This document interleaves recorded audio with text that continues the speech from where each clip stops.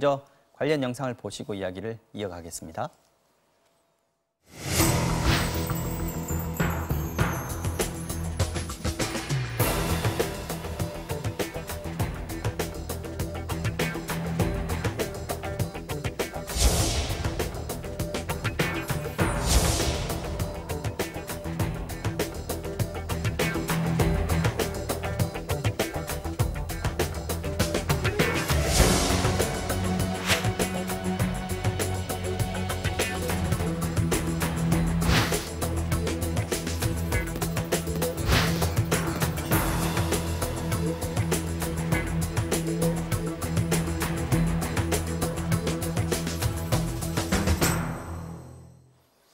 네, 최근 한 연예인의 이른바 효도 사기 논란이 뜨겁습니다. 손자가 할아버지 재산을 가로챘다는 건데요.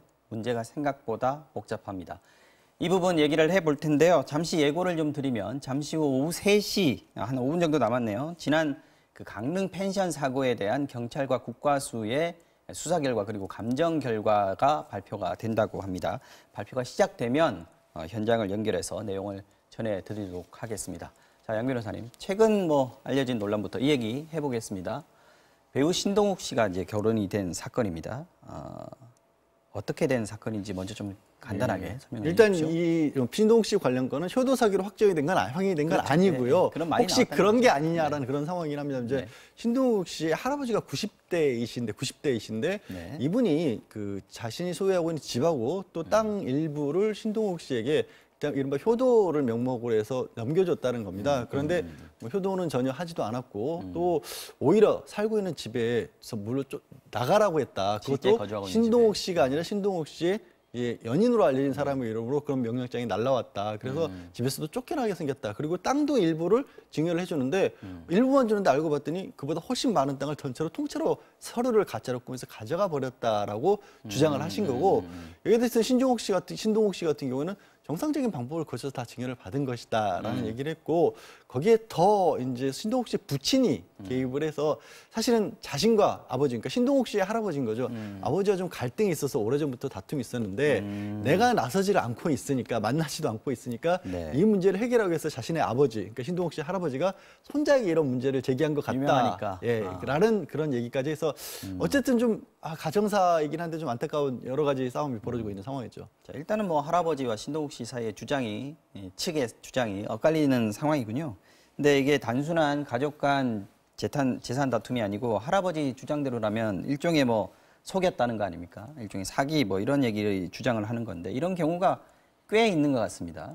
현실에서도 이제 실제로 많이 존재를 합니다. 네. 이제 다른 사건 같은 경우야 이제 어떤 손자가 있었는데 그 손자한테 자기의 건물의 반을 일단 명의를 넘겨줬는데 관리를 해달라고 했는데 나중에 보니까 이제 그 손자가 본인을 치매로 몰아갖고 일종의 그 금지산자를 만들어서 그런 보도가 있었어요. 예, 그런 보도도 있어요. 이런 형태가 됩니다. 사실 이런 보도들이 밝혀지지는 않지만은 사실은 여러 부분은 사건에서는 진행되지만 문제는 사건화가 되게 어렵다는 겁니다. 왜냐하면 이건 친족 상도례 문제가 되기 때문에 실제로 사건은 진행도 안 되고 보통 그냥 다른 방법으로 처리가 되고 많은 형태가 가장 많은 거죠. 그런데 이제 말씀하신 친족 상도례 이게 어떤 얘기인 건지 처벌이 안 된다는 거 아닙니까? 8일에 발생한 강릉 펜션 사고에 대한 강원지방경찰청 수사본부의 수사 결과를 발표하겠습니다. 수사 결과 발표에 앞서 이번 사고로 피해를 입은 학생 그리고 가족 및 친구들에게 깊은 위로의 마음을 전하고 치료 중인 학생들의 빠른 쾌유를 기원합니다. 먼저 사고 개요입니다. 이번 사고는 2018년 12월 17일 15시경 강릉시 저동에 위치한 A펜션 201호에 입실한 고교생 10명이 일산화탄소 중독으로 3명이 사망하고 7명이 부상당한 채 발견된 사고입니다. 경찰이 인지한 시간은 2018년 12월 18일 13시 15분입니다. 다음은 수사 진행 과정입니다. 사고 발생 즉시 강원지방경찰청에서는 수사본부를 설치하여 수사를 진행하였습니다.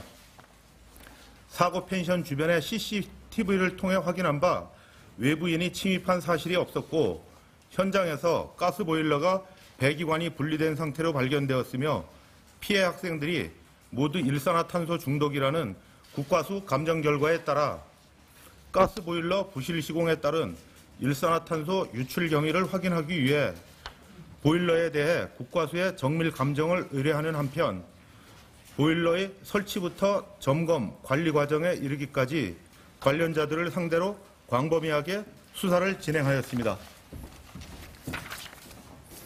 다음은 펜션 건축부터 사고 발생까지 일시별 주요 내용입니다. 화면에서 보시는 것과 같이 펜션은 2013년 10월 14일부터 공사를 시작했고 보일러는 2014년 3월 10일 설치되었습니다. 4월 14일 가스안전공사 강원 영동지사에서 보일러에 대한 완성검사를 실시하였고 4월 18일 공사가 완료되어 펜션 사용 승인이 났습니다. 이후 2014년 7월과 8월에 펜션 2층이 복층 구조로 증축되었으며 2016년 3월 22일 기존 가스 용기가 소형 저장 탱크로 증설되었고 2018년 1월 중순경 실외에 창고 2개소가 증축된 사실이 있습니다. 현재 펜션 운영자는 2018년 7월 24일부터 영업을 시작하였고 이번 사고가 발생하게 되었습니다. 보일러에 대한 안전점검은 보일러 설치 이후 매년 1회 가스 공급업자가 실시하였고 최근 마지막 점검 날짜는 2018년 6월 18일로 확인되었습니다. 다음은 일산화탄소 유출 경위입니다. 보시는 화면과 같이 사고 당시 보일러는 배기관이 보일러 배기구에서 분리된 상태였고 이로 인해 일산화탄소를 포함한 배기가스가 그대로 보일러실에서 유출되어 각 방으로 확산된 것으로 확인되었습니다. 배기관이 분리된 이유에 대해서는 보일러 시공자가 배기관 연결을 위해 배기관의 하단을 약 10cm가량 절단하여 배기관의 체결홈이 잘려나갔고 이를 보일러 배기구에 집어넣는 과정에서 절단된 면이 보일러 배기구 안에 설치된 고무재질의 오링을 손상시켰습니다. 또한 배기구와 배기관 이음 부분에 법에 규정된 내열 실리콘으로 마감 처리를 하지 않아 전반적으로 배기관의 체결력이 약화된 상태였던 것으로 확인되었습니다. 국과수 감정 결과에 의하면 보일러 운전 시 발생된 진동에 의하여 점진적으로 연통이 이탈되었으며 보일러 급기관에서 벌집이 발견되었는데 이것이 보일러의 불안전 요소를 유발하여 배기관의 이탈을 가속시킬 수 있는 요인이 되었던 것으로 확인되었습니다. 네, 여기까지 듣겠습니다. 강릉경찰서에서 서장이 발표한 이번 사고의 경위 그리고 원인에 대해서 브리핑 들으셨습니다. 잠깐 정리를 하고 저희 이 이슈로 넘어가도록 하겠습니다. 이 얘기를 들어보면 국과수의 감정 결과 2014년에 펜션 건물을 짓고 나서 그때 당시 설치한 보일러 배기구, 흡기구의 연결이 정확하게 맞지 않았는데 이 설치하는 업자가 잘라서 억지로 끼워 넣다가 좀 헐거워졌다. 그래서 뭐 대충 오링 같은 고무 오링 같은 걸 넣어야 되는데 안 넣은 상태에서 세월이 지나면서 진동도 있었고 아까 벌집 얘기도 있습니다.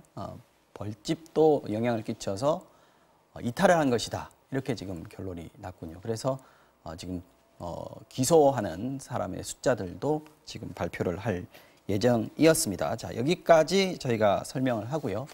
자, 다시 저희 이슈로 돌아가야 될 것 같습니다. 아까 친족 상도례 얘기까지 됐습니다. 이게 어떤 겁니까? 그러니까 재산 범죄로 가는 것들, 절도라든가 사기, 횡령, 배임 같은 경우에는 우리가 이제 친인척이라고 하지 않습니까? 친족으로 8촌, 그리고 인척으로 4촌, 그리고 배우자의 경우에 그런 범죄를 서로 저지르더라도 법원이 개입을 해서 처벌하지 않겠다라는 겁니다. 아예 기소를 할 수 있는 권리 자체가 수사기관에 없는 겁니다. 그거를 이제 친족 상도례라고 부르고 있습니다. 친족 상도례에 해당하는 범죄들이 딱 정해져 있는 거 아닙니까, 그러면? 보통 이제 말하자면 어떤 아이가 자기 엄마 지갑에서 돈을 꺼낸다든가 이런 건 뭐 처벌할 수 없죠. 뭐 그런 형태도 이해가 됩니다. 네. 포함되지만은 뭐 아까 좀 전에 말씀하신 그 사건 같은 경우 네. 자기 뭐 조부의 어떤 인감 도장을 도용해갖고 금액이 만약에 엄청나고요. 예, 뭐 그게 100억이든 1000억이든 이렇게 했다고 해서도 그것도 처벌이 안 적용될 된다. 수 있다는 이런 문제가 되는 거죠. 왜 이런 법이 생긴 거죠? 그래서 이제 역사적으로는 이제 우리나라의 민법 자체가 1912년 이제 식민지 되면서 조선 민사령으로 구의민법이라고 일본 민법을 가져오게 되면서 네. 일본의 법 체계를 가져오는 과정에서 친족 상도례가 들어왔다고 얘기를 하거든요. 그러니까 60년도에 민법이 새로 제정될 때까지 이제 그게 유지가 됐다가 그게 그대로 들어왔다. 그래서 이제 근데 이제 그때는 괜찮다 쳐도 이제 시대가 많이 변하면서 사회가 변했는데 아직까지도 그 법 체계가 변하지 않은 부분. 왜냐하면 이게 왜 민법 얘기를 하냐면 사실은 형법이지만은 민법의 친족 규정이 이게 겹쳐져 있는 부분이기 때문에 지금 그 문제가 생기는 거죠. 말하자면은 친족을 만약에 처벌하게 되면 가족 구조가 붕괴가 될 수 있는 부분이 있다는 겁니다. 그러니까 처벌은 할 수 있지만은 만약에 처벌하게 되면 이게 가족 구조에 문제가 되는 그런 것 때문에 이런 문제가 되는 거죠. 그러면 이게 상대가 가족이라면 아무리 사기를 쳐도 또 돈을 훔쳐도 아무런 처벌을 받지 않는다 이런 얘기가 되면 상식적으로는 잘 이해가 안 갑니다. 이게 뭐 이 법이 그대로 있어도 되는 겁니까? 현재로서는 좀 개정을 해야 될 가능성도 많이 나오고 있어요. 아까 말씀하신 사례는 지금 현재로서는 고소 단계에서 확정이 된 건 아닌데 네. 확정된 걸로는 배우자 사이에 10억 이상을 사기를 했었을 때도 이게 처벌할 수 없다라는 확정 판결도 있었거든요. 아, 그래요? 예, 그런데 아시겠지만 지금 상태에서 배우자 사이가 사실상 이혼 정도로까지 좋지 않은 관계에서 이런 일이 벌어져도 혹시 이제 그런 범죄를 저지르는 과정에서 말씀하신 것처럼 뭐 도장을 훔쳤다거나 문서를 위조했다거나 그걸로 이제 바깥으로 좀 매둘러서 처벌을 하고 있긴 합니다만 현실적으로 이 부분이 이 경제 규모도 많이 달라졌고 가족관념도 많이 달라졌기 때문에 이 부분에 대해서는 다시 한번 좀 재고를 해봐야 될 시점이 아닌가 싶습니다.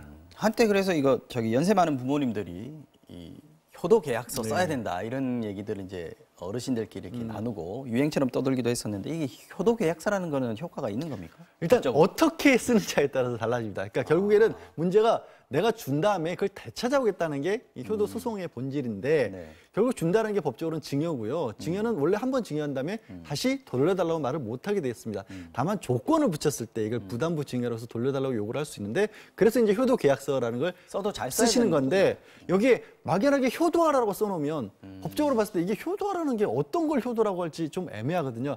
하다못해 집에서 같이 모시고 산다든가 일주일에 몇 번 돌아온다든가 용돈을 한 달에 몇 마 이상 구체적으로 주라든지 적시를 이런 해놔야 것들이 된다는 딱 적혀 있었을 때 그러면 계약 이행을 안 했네라고 법원이 판단할 수 있게끔 쓰셔야 합니다. 변호사 상담을 해야 되겠군요. 알겠습니다. 이 불효자 방지법이라고 또 국회에 발의가 된 건 있더라고요. 이건 또 어떻게 됐습니까? 근데 이제 이것도 이제 불효자 방지법도 이제 발의가 됐는데 아직까지 뭐 물론 이제 흔히 말하는 설문조사에서는 2배 이상의 이거를 하자고 이제 나와 있지만은 그러니까 물론 반대가 더 2배 이상 높습니다. 왜냐하면 그걸 굳이 이렇게 그 법적으로 해야 될 이유가 그 정도로 우리가 이제 좀 각박한 상황이냐 이런 부분이기 때문에 논란이 되다가 이제 말고 있는 것 같습니다. 아직은. 알겠습니다. 효도를 각서로 좀 담보를 해야 되는 거냐 이런 세상이 되냐 말씀하셨지만 좀 한숨이 나오는 그런 상황입니다. 국회 극히 일부의 이야기이기를 바라겠습니다. 이슈 완전 정복 오늘 여기서 마쳐야 될 것 같습니다. 양재열 변호사 그리고 배상훈 교수님이었습니다. 고맙습니다. 고맙습니다. 네.